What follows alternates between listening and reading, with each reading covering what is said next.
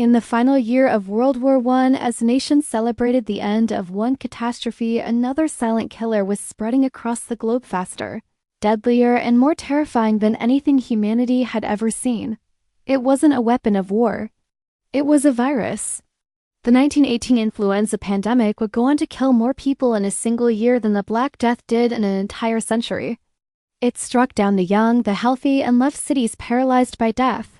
But what made it truly horrifying wasn't just the virus itself, it was the silence, the denial, and the inaction of those in power. This is the story of how a tiny mutation in a Kansas farm set off a chain reaction that changed the course of history, wiped out millions, and nearly broke the world. This video will take you inside the deadliest pandemic in recorded history, where science struggled, governments failed, and the world would never be the same. At the dawn of the 20th century, American medicine was finally emerging from centuries of stagnation. For too long, the medical field had been rooted in outdated practices, bloodletting, leeches, and theories based on imbalanced humors. While Europe surged ahead with groundbreaking discoveries, the United States lagged behind. That changed when visionaries like Johns Hopkins and John D. Rockefeller invested not just money, but ambition into transforming American medicine. The founding of Johns Hopkins University and the Rockefeller Institute marked a turning point, ushering in a new era of scientific rigor, research, and innovation. By the time World War I began, American medical science was approaching world-class status, led by brilliant minds like Dr. William Welch, a towering figure in public health who helped shape modern medicine in the U.S., but just as science was beginning to catch up, nature unleashed a force it was utterly unprepared to face. In early 1918, as millions of American soldiers were being mobilized for war, a new strain of influenza emerged in Haskell County, Kansas, a remote farming community where life was shaped by wind, dust, and isolation. It was here, likely through contact with infected birds or swine, that the virus made the leap from animals to humans. From there, it traveled with a young soldier to Camp Funston, one of the largest military training bases in the country. Within weeks, the virus had spread across the U.S. and into Europe, carried by troops moving across continents. At first, it seemed like a typical flu fever, cough, fatigue. But by the summer of 1918, the world began to realize this was something far more sinister. The second wave of the virus, which hit in the fall of 1918, was unlike anything doctors had ever seen. It didn't just make people sick, it killed them with terrifying speed. Victims turned blue from lack of oxygen, their lungs filling with fluid and blood. Some died within 12 hours of showing symptoms. At Camp Devens in Massachusetts, hospitals designed for 1,200 patients were overwhelmed with over 6,000 sick soldiers. Corpses piled up. Doctors and nurses, many of whom were drafted into military service, fell ill and died at alarming rates. One physician described the disease as the most vicious he had ever encountered. And yet, despite the growing horror, officials refused to act. Nowhere was this failure more evident than in Philadelphia. On September 28, 1918, city leaders went ahead with a massive Liberty War Bond parade, drawing over 200,000 people into crowded streets. Public Health Director Wilmer Creason dismissed concerns, insisting the flu posed no threat and that canceling the event would cause panic or hurt the war effort. Within 72 hours, every hospital bed in the city was filled. Morgues overflowed. Families couldn't remove their dead. Wagons rolled through neighborhoods, calling for bodies to be brought out. In just 1 week, over 4,500 Philadelphians died, a death toll 10 times higher than normal. The parade didn't just spread the virus, it became a super-spreader event of historic proportions. The U.S. government, consumed by the war, remained largely silent. President Woodrow Wilson never publicly acknowledged the pandemic. No national emergency was declared. No coordinated response was launched. Even when Army Surgeon General William Gorgas pleaded to halt troop movements to contain the spread, his warnings were ignored. Over 100,000 soldiers were shipped across the Atlantic in the fall of 1918, many already infected.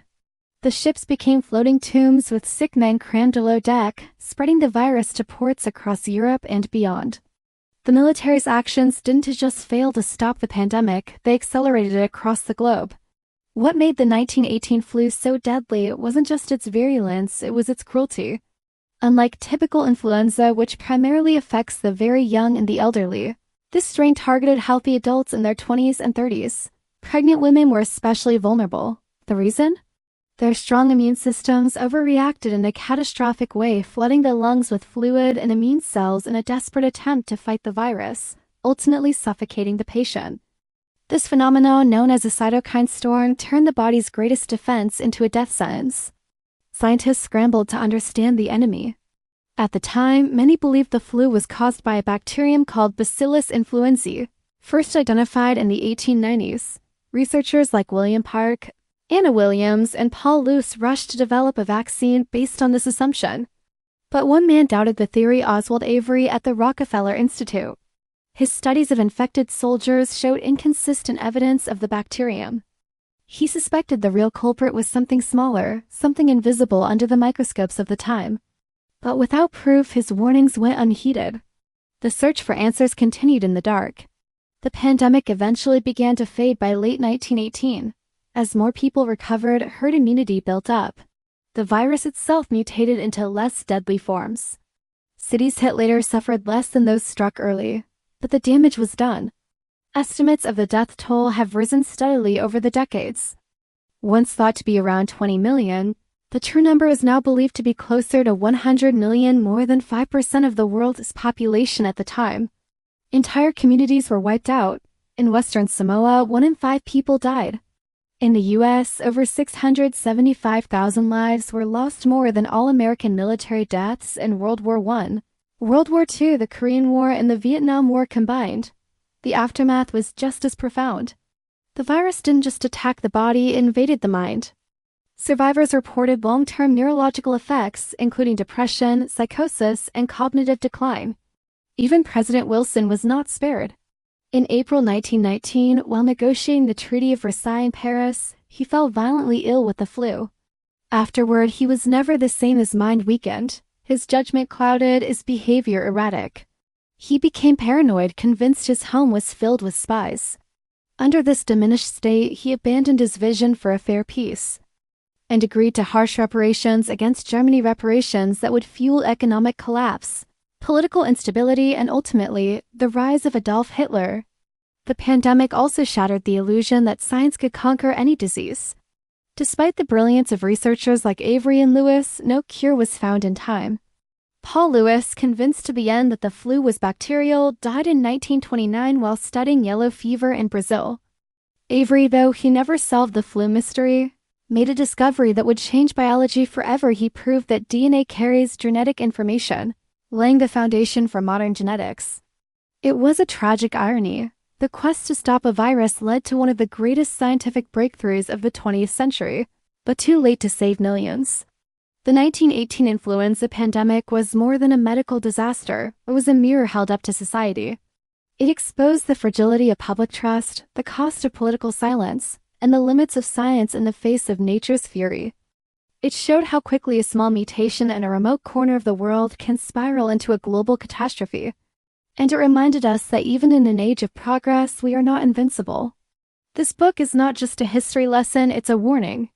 Because as long as viruses evolve and as long as leaders choose denial over action, the threat remains. The next pandemic isn't a matter of if, but when. And whether we are ready will depend on whether we've learned the lessons of 1918. If this story moved you, educate someone else. Share it and subscribe this channel. Because remembering the past might just save our future.